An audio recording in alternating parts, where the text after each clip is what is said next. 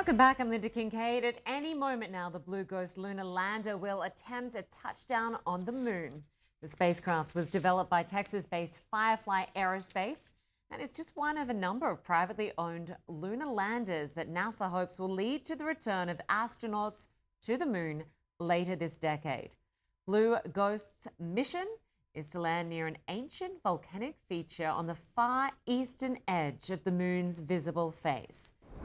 Well, CNN contributor KRISTIN Fisher joins us live from Washington, D.C. An exciting morning. Good to see you, KRISTIN. So this company is one of a number of private companies headed to the moon with this lunar lander. Just explain what's going to happen and what the chance of a successful landing is.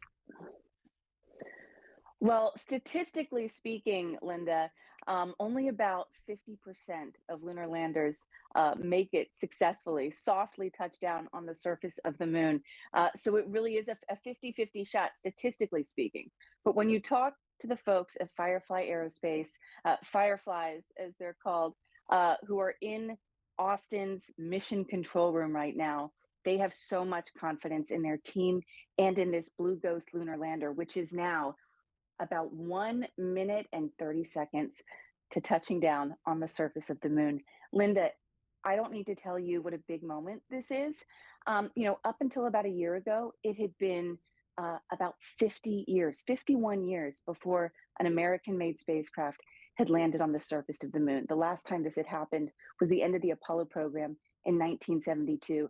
Then Intuitive Machines did it last February, and now Firefly attempting to make their own history by landing successfully on the surface of the moon on its first attempt.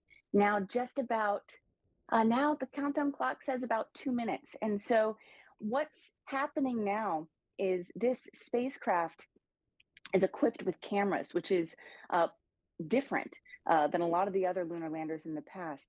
A lot of those lunar landers were equipped with LYNDA or lasers to try to ping the surface of the moon to find a safe spot to land. That's proven to be a little hit or miss. That lander back a year ago from Intuitive Machines, when it landed, it tipped over a little bit. And so what Firefly is trying to do with these new visuals and this camera vision optical guidance is use eyesight essentially to find a good place to land on the surface of the moon. That's really revolutionary, and it's the reason why, Linda, we have seen so many amazing images already beamed back from this mission, Linda. Yeah, I want you to talk us through some of those images, because it's less than 2 minutes away from landing on the moon, but it's been traveling for 45 days, right? It's been snapping some incredible shots of both the Earth and moon. Yeah, so I can't quite see the images that you guys are showing right now. But Linda, my favorite has been like this really close flyover of the moon where you can see just in 4K quality the moon's really huge and deep craters, and it really gives you a good sense for just how tricky it is to land on the moon. I mean, Linda, when the surface of the moon, it has no atmosphere, and so it's just been pelted by asteroids, little micrometeorites, meteorites. KRISTIN, it's just a few seconds Yeah. left. We're just going to listen in and see if we can hear it's a landing. Okay, let's do it.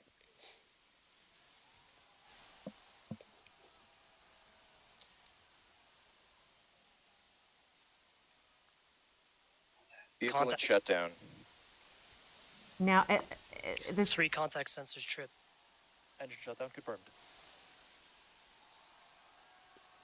yet to hear the reaction, but it should have landed. Vehicle is charging.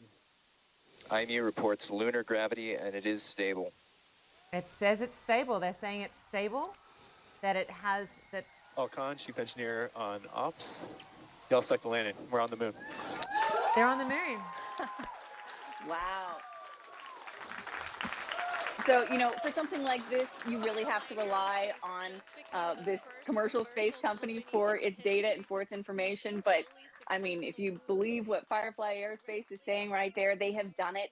They have achieved their dream, something that all of these Fireflies have been working on for so long. And Linda, what this moment means, I mean, yes, it's a big deal for this Texas-based, Austin-based company, and they've got this really cool kind of Austin-style watch party happening right now.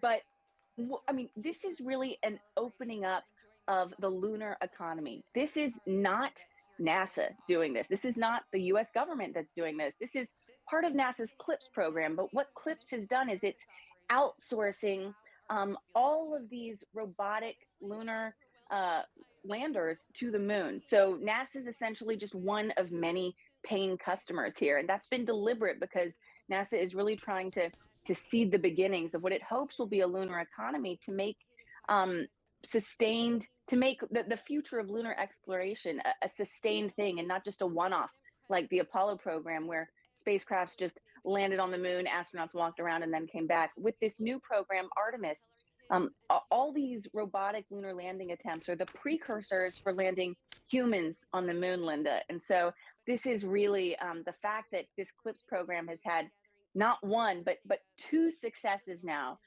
really showing that NASA's heading in the right direction here. Yeah, it's certainly so exciting. Of course, there is so many challenges, as you referenced earlier. Only 50% of these lunar landers make a successful touchdown. And we know that the lunar surface is full of craters, one of the many challenges that it had to navigate. Talk to us about the design of the Blue Ghost. You mentioned the videos, the filming technology that it's got on board, but what else have developers done to reduce the risk, to ensure that it could have a successful landing? Well, one of the biggest challenges for lunar landers, historically speaking, has been that they tend to tip over, right? Like it's easy to get one of their legs caught in a crater or caught under a rock, and then they tip over a bit. That's what happened with Intuitive Machines last February, so about a year and 1 month ago.